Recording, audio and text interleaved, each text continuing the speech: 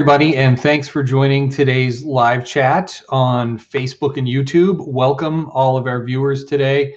And of course, those of you watching after the fact, thanks for tuning in. We love our subscribers and our return viewers, and also a big welcome to our first-time viewers today. Drop us a note if you're watching for the first time. Don't forget to subscribe, like, and share. We want to make sure that you're getting the information you need through these financial facts chats, and you're also getting an opportunity to ask the questions that are on your mind. So today is a big day, and there's a lot of stuff happening. One of the top things that we're going to talk about at the start of the program is what's happening with gas prices, what should you be concerned about, and some tips on helping you make the most of your money as we see gas prices skyrocket. But again, I just want to welcome everybody for joining today's live chat on Facebook and YouTube. Thanks for tuning in again. If you're coming back, if you're new, welcome. We appreciate our new viewers. Be sure to drop us a note in the comments section. If it's your first time watching, we'll give you a shout out. And of course, like, subscribe, and share if the information that we're providing is helpful to you or can help somebody else out in need. So with that out of the way, and with all of our on-screen notes that we have here, I want to get to the first topic, because the first topic is very important. This is developing news. It's stuff that's breaking news right now, by the minute, by the hour. All you have to do is go down to your corner gas station, and you can see how fast this situation is changing. But right now, it looks like the Colonial Pipeline story with the shutdown of the pipeline. And again, the Colonial Pipeline, just for those of you who don't know, or maybe you're just waking up to this news, is a major pipeline that extends from Texas up through the mid-Atlantic states. And it is a central artery for providing fuel to gas stations. So it's relied upon a lot to make sure that the product gets to the customer. It was shut down due to some hacking that took place earlier in the week, and it has not been brought back online, at least not to my knowledge as of the hour. So what has happened has been a confluence of a bunch of things. There's been a surge of panic buying at the pumps, people trying to get to the gas pump for fear that gas will just run out. And the panic buying is drawing down the available supply of fuel, which is causing shortages and outages in different areas. So the laws of supply and demand drive the cost up, and that ends up affecting your wallet. And we've seen that today, because some of the news I'm just looking at right now indicates that the gas prices have hit that $3 mark and gone past it, which is a 7-year high. If you think about where gas prices have been at different times, and of course during COVID, we went through a period where gas prices were ridiculously low, and now we're going to this 7-year high. So the bottom line is that it could be unexpectedly impacting your budget, and you may feel the stress and pressure from that.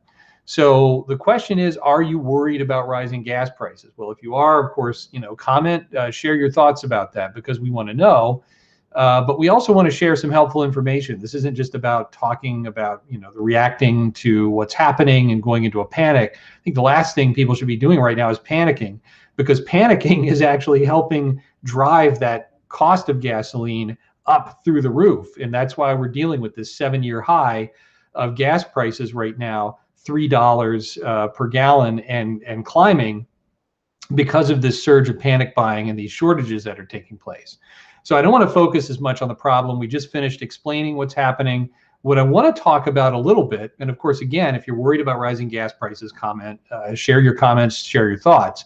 But I want to focus on solutions, because if this is putting extra pressure on your budget, if it's hurting your wallet, if you're worried about where you're going to get gas, and if you find gas, how expensive is it going to be? Can you afford it? What's going to happen? So we'll go through some tips, and I don't want to focus as much on the tips you probably already know, because we've been through gas crisis, gas shortages before, and price hikes and crises. But just to start off and address all the things you probably already know, I would say for the operation of your vehicle, just follow the maintenance and operation advice available through AAA. AAA is a great organization. They provide a lot of good information about how to efficiently operate your vehicle, why maintenance is important to keep fuel costs down, and things like that. So I'm not going to go into all that. That's pretty common sense. It's obvious, but that's my first tip, is if you want to really make the most out of the gas you're putting into the tank of your car right now, given where gas prices are going, that's my first advice. But the second piece of advice that I have is about being strategic when it comes to when you fill up your tank, not just where. We'll talk about where in a minute, but when you fill up your tank, because this is an interesting article in the Atlanta Journal-Constitution today that brought up the topic of when to fill up. And they say it's usually less expensive to get your gas on a weekday morning instead of a weekend or an evening. Prices typically go up for the weekend on Thursday morning. So get your gas on Wednesday if you're thinking ahead to the weekend, and that's a good tip. Think about when to get gas, and that can help keep costs down. The next tip is, I think, equally important: where to get gas. And right now, prices are changing by the minute. I just went down earlier and looked at the gas station in my neighborhood, and the price had changed since yesterday evening. So it's already gone up again since yesterday. And yesterday it was kind of flirting with that $3 mark. Now it's above $3. So we're already in that $3 territory per gallon. So one of the things I would recommend is to use apps and crowdsourcing to identify the cheapest gas. And some apps are more in the moment than others. I typically recommend Gas Buddy, but there are others out there. And if you go to the website on Gas Buddy today, it's having fits and spurts, because I think the amount of traffic going to the website is starting to clog their own pipes and cause some pages not to load right or whatever. So be patient there. But I would recommend doing that to find the cheapest gas, and then weigh the cost benefit of going and getting gas based on what you find on one of those apps. Because the distance you have to travel and the effort you have to take to get to the cheapest gas, is it going to be worth it in the end to go that far or to pay those tolls to get the gas that's cheapest in your area? So do a little bit of a cost benefit analysis when you're using apps like Gas Buddy and others to find the most affordable gasoline in your area. Then this is one of my favorite tips, because it deals with the cost of credit versus paying cash. Choose wisely between cash and credit when you're paying at the pump. There's often a surcharge for using a credit card at the pump. And the interesting thing about surcharges at the pump is it's not always clear that they're charging you. They're passing on a surcharge for using credit at the pump. So that's an additional cost you may be paying that you might not even be aware of when you're paying for gas at the pump with a credit card. Now, of course, there are benefits for using a credit card at the gas pump. You could have rewards, or you could get grocery points, or whatever you have that you benefit from using the card. But think about the cost of using credit at the pump versus paying cash. And typically, cash is cheaper for buying gas at the gasoline pump.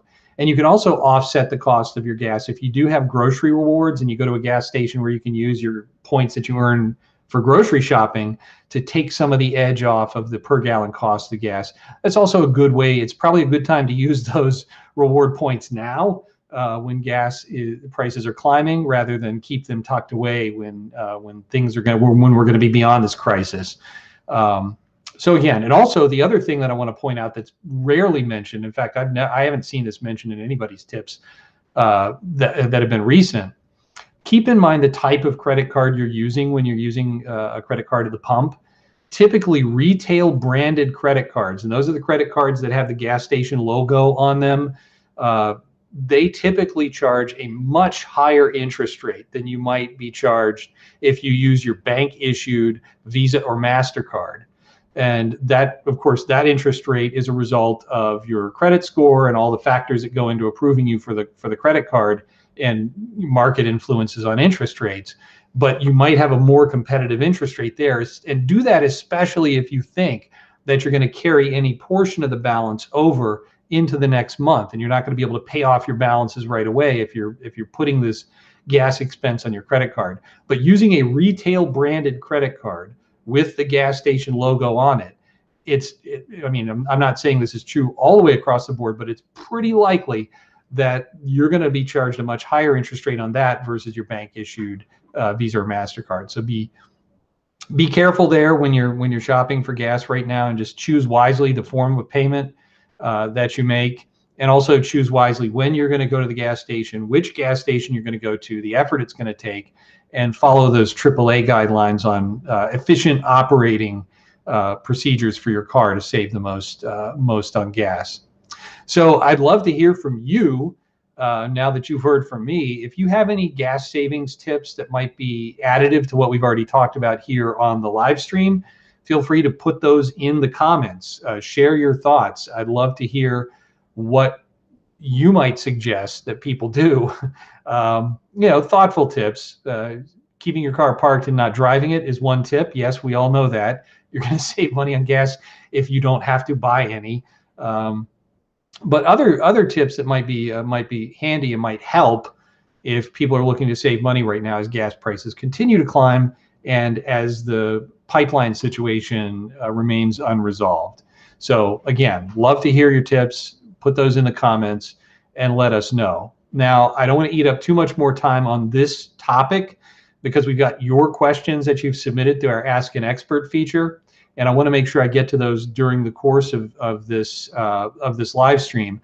But I also want to remind you, if you do have questions related to anything about personal finance, whether it's credit card debt, whether it's how to make the most out of your budget, considering gas price increases especially, but other factors, if you have questions about debt collectors, student loans, mortgages, etc., feel free to put those questions in the comment section. And again, I'll try to answer your questions as we go through the program, as time allows. But first, I want to get to the questions that were already submitted through the Ask an Expert feature at nfcc.org.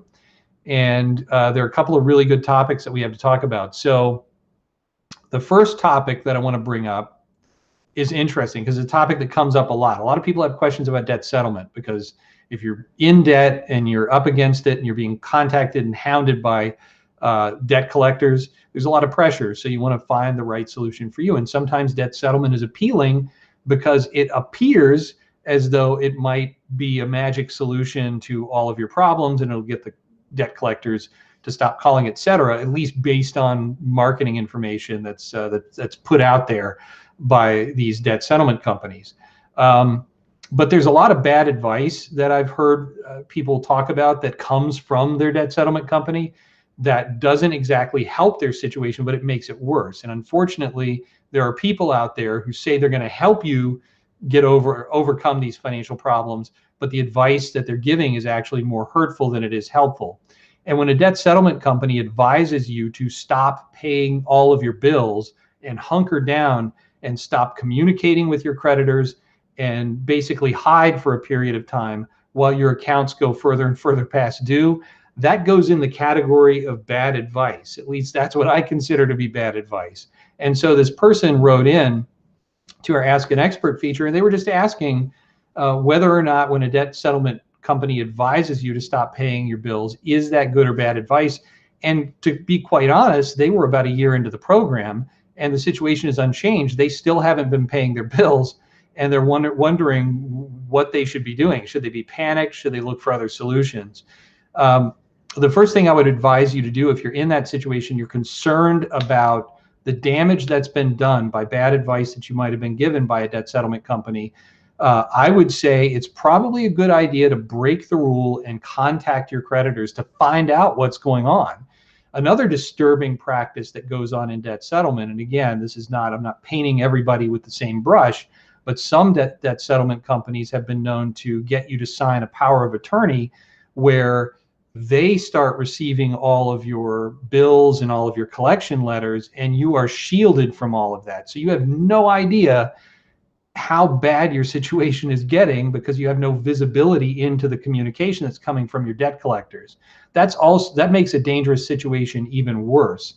So if you're in that situation, you've been shielded from the debt collection letters, you're not getting the phone calls, you have no idea how bad your situation is, I would say, pull the emergency stop cord, contact the creditors to find out what's going on, what the status of your account is, you have a right to know. Your name is on those accounts. And if it's gotten to the point where it's much worse than you have been informed or were aware, you might need to try to find other solutions that help you prevent the situation from getting even worse. Because it's not out of the question that a debt collector or a creditor could sue you as your situation gets progressively worse, based on the advice that you were given by a debt settlement company. So I would say if you're a year into it, you haven't heard any update from your debt settlement company, you've stopped paying your creditors altogether based on their advice, and it's just crickets and you don't know where things stand, find out where things stand and then make a decision based on that.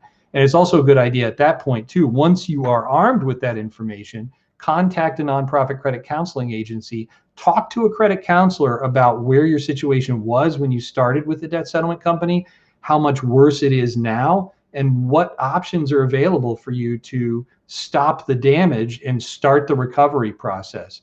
There may be alternatives out there that you can discover by having that conversation.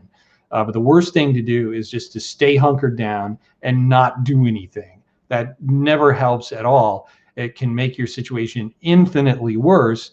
And you may have already paid fees to this settlement company. You also don't want to put yourself further in the hole for something that's hurting you in the long run. So it's a really good question. We've got a ton of content on our website at nfcc.org about the topic of debt solutions and comparing different debt solutions, debt settlement, bankruptcy, credit counseling, and others. So I would strongly advise that you visit nfcc.org, look at that content, and then make an informed decision based on what you see there. And it's also important too to read some of the guidance that's available from the Consumer Financial Protection Bureau, the CFPB, at cfpb.gov. And that they're a warehouse of information when it comes to the things you should be careful about if you're considering debt settlement, the advantages of talking to a credit counseling agency, what you experience, what you don't experience, and then comparing some of the other debt solutions there as well. So I'd say look at the content at nfcc.org, look at some of the guidance from CFPB, and make an informed choice before your situation gets to that point. But for the person asking the question, I would say it's probably a good time to pull the emergency stop cord, contact the creditors, find out where things stand, and then think about ways to unravel the damage that's already been done and to move beyond that. So great question. Another question that we got is about a topic that we hear about a lot from the people who submit Ask an Expert questions, and it has to do with debt collections. And just full disclosure, I used to be a debt collector. So this kind of goes back to my history in debt collection, and it gives me an opportunity to use my own experience to help people who might be facing difficult times dealing with debt collectors and have questions about some of the communication they're receiving or what they're hearing. And the first thing I would point out before we go any further into this topic, if you ever want to know more about how you're protected as a consumer when it comes to the communication you're receiving from debt collectors, I strongly urge you to go to the Federal Trade Commission website, ftc.gov, or the CFPB, cfpb.org, and look up debt collection. They have resources there that explain debt collection laws, how you're protected, things you need to know, so that when you're having that conversation with the debt collector or you're reading their letter, you can immediately spot if there's something they're doing that doesn't smell right and might be in violation of the law, which you would then want to report. So good resources there. I want to make sure you're armed with the best information. That's the way to do it. But the question that came in, which is on the screen below, came from a person. They had multiple questions about a communication they had received about a debt that's about 3 years old. And they say the debt collector is trying to collect on a $16 balance, but they tacked on a $50 fee to collect that $16 balance. And the first question that comes to mind is, can a debt collector even do that? It seems a bit excessive, because if the debt, first of all, it's surprising to me that the debt collector is actually pursuing a $16 balance by sending letters, putting their staff time and resources behind this effort to collect $16. To me, that doesn't make sense. Typically, creditors will just go ahead and write off that $16 because it's not worth the time of day for them to spend money on letters and phone calls trying to reach you to get that $16. So I don't know, that part of this just doesn't seem right. So the first question I had, among others, is, can they do that? Can they charge a $50 fee to collect a $16 debt? And so when it comes down to fees that can be charged, the ability to for a third-party debt collector to charge fees associated with a credit card or any other kind of transaction or account, it's regulated by a confluence of different laws.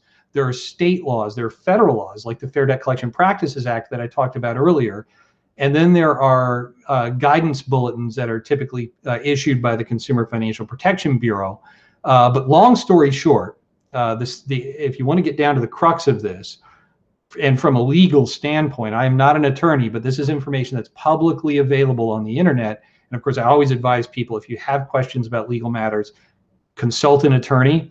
Debt collection laws are no different from anything else. I would advise you to consult an attorney. But from what's available, the issue about whether a convenience fee or a transaction fee violates the Fair Debt Collection Practices Act is a bit murky. And there is a trend, or at least there has been a trend in the past, that there are findings that indicate that some instances of these extra fees are in violation of the law. But again, it's murky. And so I can't give you a clear answer. But the fact that you might know that could come in handy when you're negotiating with this debt collector about this $16 balance, which I would say right from the onset, you should just try to negotiate a full settlement of that thing just to get rid of that and be done with it, because it's just not worth their time and their effort. And I would seriously doubt, although it's not out of the realm of possibility, that they would want to spend the extra money to take you to court over $16. But they're clearly interested in tacking on that $50 fee. So it's probably a good idea just to go ahead and try to negotiate that fee away. You can do that on your own. Let them know that it's questionable, that you feel it's questionable based on the information, public information about federal laws and guidelines, that they can even charge that $50 fee. That might get them thinking that maybe a settlement's the best way out, and work from that standpoint. But honestly, I think they probably realize that too much effort into that is going to be a waste of their time to collect. The other question about this, which is really interesting, is can they even legally collect on this debt when you haven't received any correspondence about it, any letters, any bills, any past due notices? Just because you haven't received those notices doesn't mean they haven't been trying to contact you. They may not have had the updated information on how to do that. So it's possible that they may have tried to contact you by sending letters. Finally, they found you, and the first letter you're getting is this collection letter. So just find out a little bit more information about that. That can actually help you. The other thing you should do too, to make sure this isn't even a scam, is you should ask for a verification of debt letter, a debt validation, debt verification letter, which they're required to provide you to prove that they can legally collect the debt, that they own the account, and that they can now legally collect the debt that they believe is in your name and that you owe. And if they provide that to you upon request, that checks one of those boxes, and then you can be reasonably sure that this isn't some scam, because it's hard to know if you're hearing from a debt collector, first of all, what the origin of that account was in the first place. Because as a debt collection company, chances are you've never heard of, and the original account may have been something else. Maybe it's so old it was a Blockbuster Video account or something like that. So you may not be connecting the dots between the debt collection company and the original account. Just make sure you go through all of those processes. And the other big question too that needs to be addressed is it even reporting to your credit bureau? Is it causing damage now? And what's the likelihood that if it wasn't reporting before, that it might show up? If it's not reporting at the moment, there's no guarantee that it won't show up later. A debt collection agency can report a debt whenever they feel like it. There's no requirement that they have to report your debt every month or on a regular basis or even at all. But they may feel like, they've tried to reach you and they've tried to resolve the issue and you're not responding. So they're going to stick it to you and they're going to put this $16 debt collection account on your credit report. That could be something they decide later if there's no payment or no resolution. And while a debt collection account is never a good thing, and it will certainly have a negative impact on your credit score, in the grand scheme of things, the size of the account is microscopic. You only owe $16. So it might not have as big of an impact as, say, a foreclosure on your mortgage, or non-payment of a student loan, or repossession of a vehicle because of non-payment. Those kind of things have a catastrophic effect on your credit. $16, you might see a drop in your credit score. Probably isn't going to be all that much.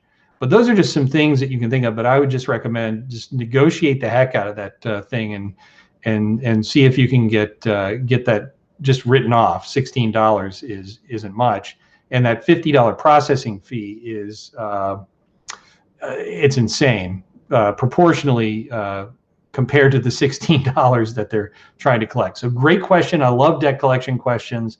If you have any more, certainly pass those along and let us know.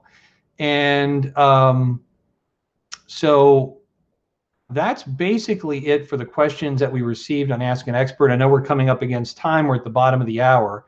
But I want to once again open it up for questions. If you have questions, feel free to submit those in the comments. I haven't seen any come in during the program, but you may think of something later. So if you don't have any questions now, you can certainly submit those questions later. You can do that by visiting our Ask an Expert page, which I think that link is cut off there. It didn't quite come through the way I thought it would here.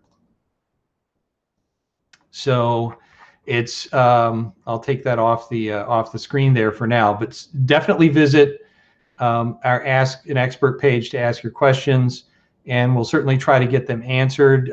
Easy way to do that is to go to nfcc.org and search for Ask an Expert. It's part of our blog page, and you can ask your question anytime there. I do see a question came in about payday loans. Anything specific about payday loans? There are a lot of specific areas that we can go into on payday loans. I think commonly a lot of questions related to difficulty paying off payday loan debt, or payday loan debt collection, or rolling payday loans into other payday loans, and the interest rates that can be legally charged on payday loans. That depends on where you live. It depends on your state laws.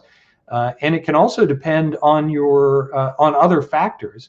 If you're civilian or military, if you're in a state where payday lenders aren't regulated based on their interest rates, if you're a member of the military, you're actually protected by the Military Lending Act, the MLA, which restricts interest rates and fees to a combined total of 36% APR. So it's always good to know a little bit more about how you're protected as a consumer if you are dealing with payday loans.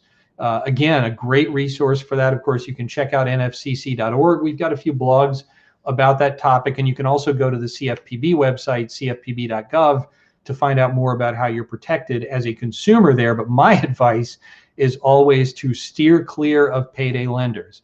There are so many other alternatives. Local credit unions have payday loan alternatives that restrict interest rates far below, in some cases, what you might get from a payday lender, and they have very flexible lending guidelines. So you don't have to worry about getting rejected because of your credit and other aspects that might be a factor for traditional lenders. So again, look at those resources to find out more about payday lenders. It was a good topic suggestion, not necessarily a specific question, but I'm always open to talking about payday loans as a topic. Like, share, and subscribe. So we're at the bottom of our program. Thanks so much for all of you, for joining. As always, like, subscribe, and share. If you like what you see here and you feel that this content is helpful to you or to somebody else you want to share it with, please let other people know and invite other people to join in on our chat. Also, again, I'm going to bring up the Ask an Expert page, and we want to make sure that you get your questions answered after we're off the air. So I changed this into a little bit of a scrolling feed so we can get the whole link there, nfcc.org/ask-and-expert. And then you can get your questions answered. And if we don't answer them here, as we did today, we send a direct response to each one that comes in. And some cases, those responses get posted as a blog, and we always make sure we protect your identity. We don't reveal the name or identity of the person asking the question, but we always want to make sure that if there's a really helpful topic that we think may benefit others, that we're posting that as a blog on the website in general terms to help out. So thanks again for joining in. Thanks for watching, and we'll see you next week about this same time with more, hopefully not about the gas shortage, but about something else. Take care.